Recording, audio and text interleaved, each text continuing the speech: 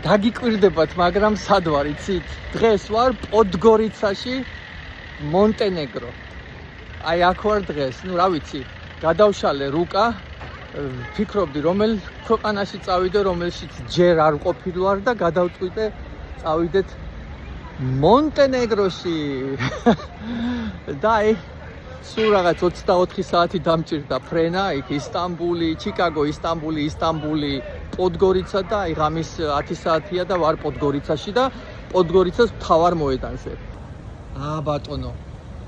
ასე გამოიყურება პოდგორიცას მთავარი მოედანი და მართალი გითხრათ, დიდად არ განსხვავდება, ახლა სურნელი თბილისის სურნელია თითქმის ჰაერი, ხო იცით, აი საბერძნეთის თბილისის იგივენაირი სურნელია და იგივენაირი რაღაც ენერგია იგივენაირია.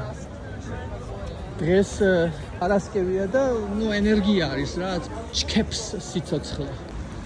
ისტორიული ძეგლები სვანურ კოშკს გავს. მონტენეგრული საჭმელები. საკმაოდ ლამაზი ქვეყანაა მონტენეგრო, მაგრამ პატარა. გუშინ საღამოთი ძველი ქალაქი მოვიარეთ და ბევრი არაფერი არ არის სანახავი და დღეს ბუდვაში მივდივარ, მაგრამ ბუდვამდე მხოლოდ საათნახევარია. გადავწყვიტე ალბანეთიდან შემოვიდე ბუდვაში. ალბანეთში რომ წავიდე, რაღაც გარკვეული ნებართვა მჭირდება მანქანების გასაქირავებელი კომპანიიდან და ისევ აეროპორტში დავბრუნდი, რომ ეს ნებართვა ავიღო. ხო და გავალთ რა ალბანეთში დღეს. ნახავთ ალბანეთს, აქ ვარ უკვე და ალბანეთამდეც საათნახევარია. ასე რომ დავაჩეკმარკებ ალბანეთსაც. ალბანეთი, ქალაქი შკოდარი. მეჩეთი. რაღაცით თბილისსაც მაგონებს, იმიტომ რომ აქაც აი ესე ცოტა არასისტემურად არის აშენებული სახლები. აი გახსოვთ თბილისში რომ შენდებოდა კორპუსები, აქაც რაღაცით ესეთი შეგრძნება არის. ძალიან ლამაზ ქუჩაზე გამოვედით. პირდაპირ ცენტრში გავაჩერე, მანქანა ჯიგრულად გამაჩერებინა ერთმა ადამიანმა. თბილისურად, ხო იცით? მიკარნახა გაჩერება, ფული მივეცი, როგორც თბილისში ხდება. მიტოვებული შენობებია აქ რაღაც. ეტყობა რომ ძალიან ღარიბი ქვეყანაა ალბანეთი. საქართველოს ბევრად უფრო მაგარ ფორმაშია. ეკონომიკურათაც და ადამიანებიც ბევრად უკეთესად იცმევენ და ეს ბევრის მაჩვენებელია.